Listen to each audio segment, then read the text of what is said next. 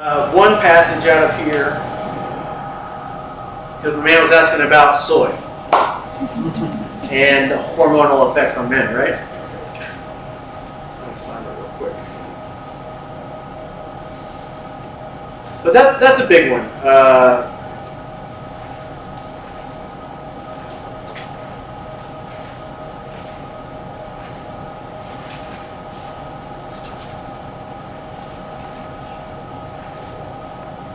Okay, so you probably heard some rumors at some point that soy makes men grow breasts like women, that it will increase estrogen levels in men while decreasing testosterone, among other pitiful, unfounded claims. These rumors are, of course, completely false, and let's discuss why, beginning with this great article by Justine Butler, published by The Guardian in 2010. Justin Butler says, if you look carefully, most anti-soya stories can be traced back to one single group in the U.S. called Weston A. Price Foundation.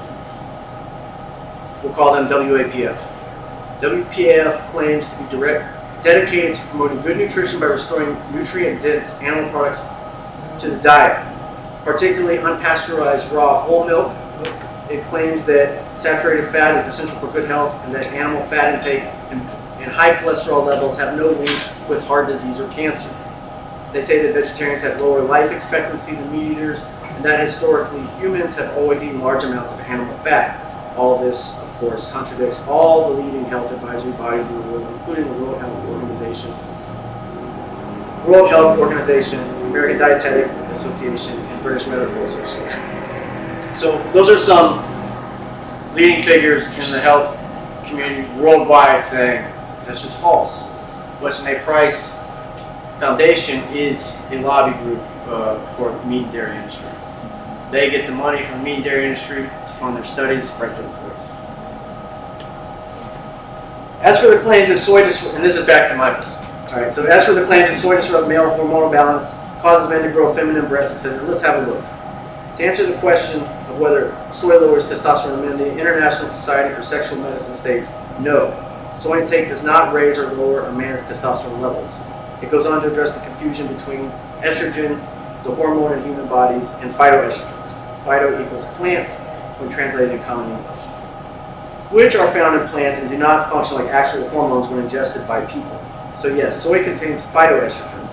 That is not the same as the amount of estrogen in your bloodstream. Phytoestrogens were responsible for emasculating men. They'd be best off giving up beer, as beer is known to have higher levels of phytoestrogens than soy, and beer has certainly caused many a limp day. Ever been too drunk to fuck, fellas? Not I. All right. So, there's more, you know. And she got the book, so I hope you dive in. And don't be scared. And you can always email me. Like I said, I went and got that blood work done in January, and I've been asked if I've been on steroids for like 10 years. And I'm not particularly like ripped. You know, like people on performance-enhancing drugs are actually usually going to be a little leaner. Maybe look a little more like you. And because you can recover better, you can train more because your hormones get that artificial boost, right? And you know, some people need hormone therapy, some people don't. I would advise if you eat a well-balanced diet and you sleep well and you try to manage the stress in your life, you should be able to meet whatever kind of training goals you want. But I've been asked if I've been on performance-enhancing drugs for many years just because of the amount of weight I can lift. But most of these medals that I won were in drug testing federations. So I've been made a point to be like, hey guys, not for me. Honestly, I wrote poetry books, so I think I'm a little too emotional to ever take testosterone. But you know, part of me wishes I get that little extra boost, but I've never done them.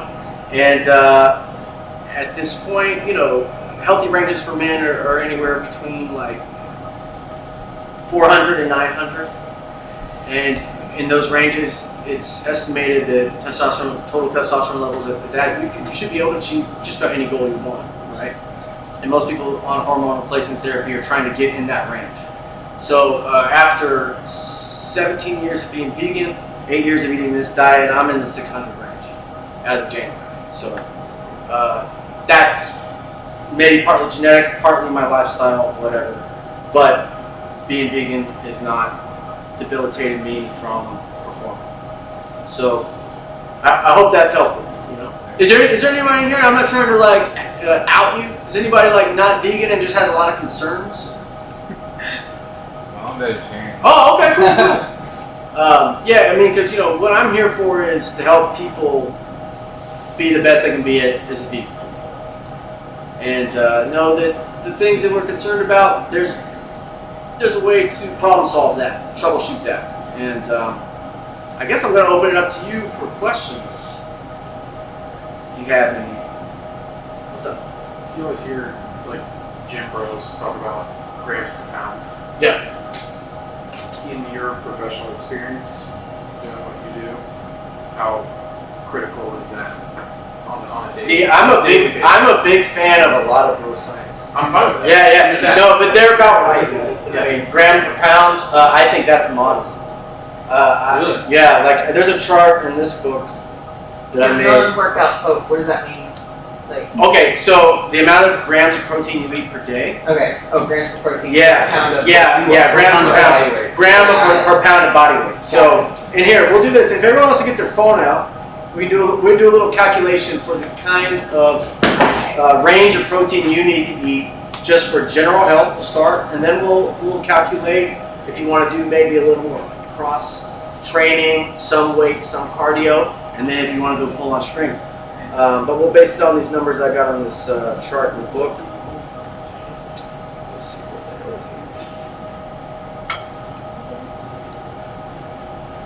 they are. All right. So take your body weight in pounds, multiply that by 0.36. I don't care if you want to fudge your numbers. We'll just say that's the weight you want to be around. 0.36 times your body weight in pounds. And this is the minimum? This is general health. That's not a lot. It's not a lot, is it? Nope. Now, what are you in the 40, 50 range? 50, right? Yeah. You know, for my weight, my competition weight 165, I'm at like 60 something. But you eat almost 200 grams. I eat more than 60 grams of protein by my second breakfast. So Second breakfast. Yeah. Yeah. How So, many times a day do you eat? but I will supplement with protein 3 times a day. So that's about 60 grams per day in protein powder. But what I'm telling you to do in the book, if you want to do what I do, you're going to be eating 220 to 240 a day at my size. For women, it's going to, for little ladies, it's going to be less, right? It's always relative to your size. Now, you can take your body weight again, multiply it by 0.65. That's the modest cross training. Yeah, this would be like if you're living a more fitness-oriented lifestyle, not necessarily trying to deadlift 5 plates or more, you know, but maybe a little more like high-intensity interval training, jogging, or running long distance, lightweight training. This would be the formula for you. What'd you get? 143. 143. Okay. So that's a little less than your body weight, right? Yeah. So now I'm basing that on the general nutrition guidance, not counting in fiber for vegans. So I would say you want to increase as a vegan. Right? So you're set for a little bit. Yeah. But because you are going to lose some of that to fiber.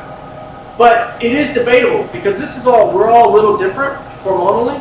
Some of us have more sensitive insulin response. So when we're digesting carbohydrates, some of us might just synthesize protein, because we do synthesize proteins naturally without eating food. And this is why essential amino acids are necessary. Some amino acids we're generating in our body naturally. Some of them are essential, we gotta eat them, right? So this is where I think supplementation comes in handy, or just eating a wider variety of foods and eating protein-dense foods helps you with those essential amino acids.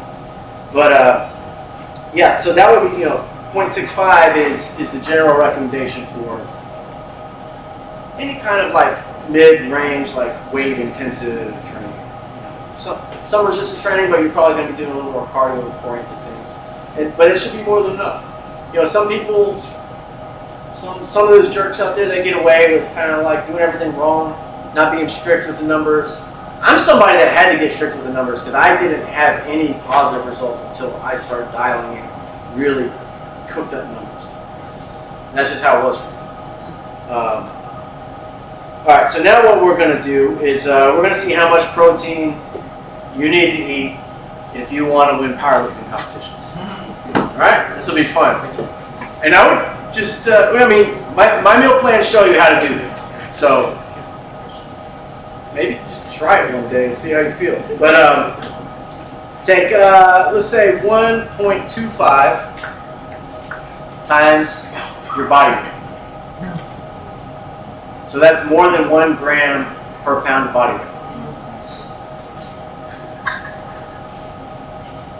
I will say, if you eat a whole lot of protein and you keep that diet going and you're not working out, you will get fat. Right. I don't recommend doing this for anybody not training. This happened with the husband. He quit working out, but he kept doing the Yeah, protein shakes. I remember talking to you at a Veg Fest years ago. Long time. Yeah, Long time ago. and it caught up with him. Yes. It actually caught up with him pretty quick, right? Yeah. Yeah, and that's the thing. This is these kinds of numbers, very conditional. Yeah. Well, 1.25 is almost 3 times, it's almost 4 times more than 0.36.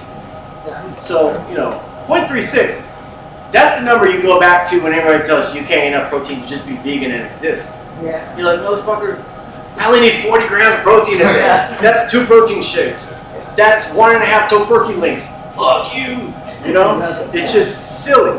So, is that helpful information? Yeah. Okay. Is there anything else y'all want to know? What about your fruits and veggies? Well, hey, I eat those every day too. But do you eat less? No. Do you even count them? So in any way? here's my attitude about fruits, vegetables, whole foods in general. They're very low calorie foods. You eat those for your vitamins and your minerals, but when you need to eat your macronutrient requirements, hey, thanks for coming. Have a good one. Thank you. When you need to eat your macro goals, when we say macro, we mean protein, fat, carbohydrates. When you need to eat for protein goals, eat protein-dense foods. Eat fake meats. Have some protein supplement. Those are the most protein-dense foods there are. Like spinach is 40% protein per calorie, but there's no calories. But you're going to get, more iron, things like that. So, my meals, like my lunches, it's always a protein source and a dark green source. You got to eat dark greens every day. Anybody here not like dark greens? I don't even necessarily like them, but I got to eat them. They're good for reducing inflammation. You get your micronutrition. And you can't neglect micronutrition. So as much as the dialogue is often about protein, it really is only part of the equation. Protein is about 30 to 35% of my daily calories total. I'm probably eating 35 to 40 a lot of times in fat. Again, very conditional for being a strength athlete. Yeah. Do you think that having soda is really bad? Soda? Yeah. Let me read. Yes. Let me read something. I have a line about soda. It's funny. The dude that drew the art, he's from Sweden. He actually has his own line of soda. He loves soda. I actually met him because he used to have a blog called Hardcore and Soda. And when Diane came out with the album, what he did, and it was just like a silly little blog where he would pour like a boutique soda and like advertise the soda, and then to his favorite record or a new record playing, and he'd kind of pick up so that the colors of whatever the record were, he'd find a label of the soda. And it was like, and it got on Vice and all that. But anyway, he was like a fan of my band, and he hit me up, and he's like, I want to try out for this big Meathead thing. So it's funny because I tease him about his love for soda. The snack section. Oh yeah, so as for snacks, I say this. The number one best snack is water. You read that right. Just drink more water. Exciting, huh? You bet I just tricked you, except I'm helping you, I swear. Water staves off hunger as good as anything else. It's good for those protein filtering kidneys, and it costs you no calories. Drink water all goddamn day or keep your weak lifestyle forever. Your choice. You were hoping for soda? Fuck you. There's your soda. I don't hate soda, I just don't drink. It's not a good habit. It's like one of the worst habits. Sugar's so bad. Sugar is, sugar, you know, like Noam Chomsky said, you know, more Americans are dying from the other white powder than cocaine. And I agree with him. So, you know, sugar's whatever. Like, I'm all about donuts, I'm all okay, having fun on the weekends. Honestly, I eat this diet 5 days a week. The other days, because I'm usually working really hard during the week, I earn the party, you know? And so I would say moderate to as little as you can bear to not drink it. What's up? So going back to your thing about eating the dark greens, so one thing I always worry about kind of when I'm eating these types of turkey or you know, all these kind of what do you call processed things from the grocery store, is I think about inflammation. And how worried are you about inflammation, and what do you do to assist you? Well, assist you know, inflammation in the body? that's one reason I supplement with certain things. You know, B12 is necessary for your central nervous health. If you take care of your brain, that's the number one organ that's going to help you reduce inflammation. Drinking water help you reduce inflammation. Taking your algae omega-3s, that helps reduce the C-reactive protein from inflammation. But being a lifter, inflammation is the name of the game. I feel pretty good. I'm pretty mobile for a strength athlete, but there's two things that on my blood work, if I wasn't doing the kind of conditioning that I'm doing, the kind of exercises I'm doing, they would be flagged as problems. That's one, elevated blood urine nitrates, which is waste matter from muscle, waste matter from protein. So if you've got more muscle and you consume more protein, you're going to have more blood urine nitrates. That would be a problem if I wasn't active in the way I am. The other thing is I do have, usually on blood work, high C-reactive levels, but then the doctor looks at me and goes, oh, well, you've got muscle and you must be training really hard. So that's to be expected. And when I first saw that on blood work I asked other people, especially people like the physical therapy field that I know, they're like, hey man, what you do, inflammation is the name of the game. So the way you manage that is through diet and through rest. You know, we don't really get stronger in the gym. We get stronger when we're resting, because that's when your body replaces growth hormone, testosterone, and those things to help you recover. And it's also when we eat high nutrient-dense foods like the greens and the magnesium and potassium, and even I would say sodium. It helps you retain water in your muscles. That can help you. That's why people drink Gatorade and Powerade after playing sports. These things are to help reduce inflammation. So if you're going to do anything along the lines of what I've been doing or train heavy in any way, expect high levels of inflammation. But your diet and your rest regimen is what helps you manage that. There's no way around the inflammation. It's a matter of how much you can have and is it going to be debilitating. And I would say if you're eating an animal-based, high-protein, high-fat diet, well, you look at those guys, you look at the wrestlers, granted they're on all kinds of PEDs and stuff, but they die in their 50s. And you look at the strongest men in the world, like Hafthor Bjornsson, Eddie Hall, Brian Shaw, they say, hey, we're competing with the world's strongest men, they've got us eating bacon and eggs every day. This is what our sports nutritionists tell us. We got to win this thing by 45 and get out or we're going to die. But we don't have the same effects with plant-based protein. So I'll keep doing this. I'm turning 40 this year, and cholesterol is still healthy. Hormones good, pretty optimal levels. Those two things that are consistently coming out of my blood work, they would be a problem if I wasn't doing what I was doing. So there are certain things you get to make exception for based on how much work you're actually